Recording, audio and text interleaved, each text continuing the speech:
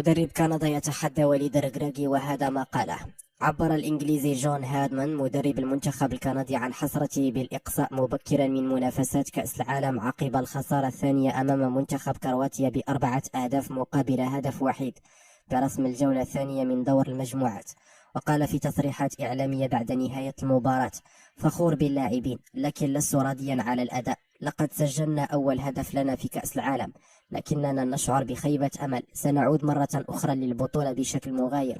وأضاف: بعد تسجيل منتخب كرواتيا الهدف الثاني شعرت بالحسرة، للأسف فلم نقدم الأداء المنتظر. فخور باللاعبين وبما قدموه، لكن النتيجة ليست جيدة بالنسبة لنا. خرجنا من كأس العالم وعلينا أن نحاول في المستقبل. وأضاف مدرب المنتخب الكندي: رسالتي للجميع قبل مواجهة المنتخب المغربي أننا جئنا إلى مونديال قطر، وشعرنا بدعم ومساندة الجماهير الرائعة التي تابعتنا.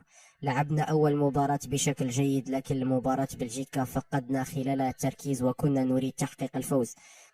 قبل أن يختم حديثه: لدينا مباراة كبيرة يوم الخميس المقبل ضد المغرب، نريد فوزا لكندا ونظهر للبلد بأننا نسير في الطريق الصحيح نحو كأس العالم 2026.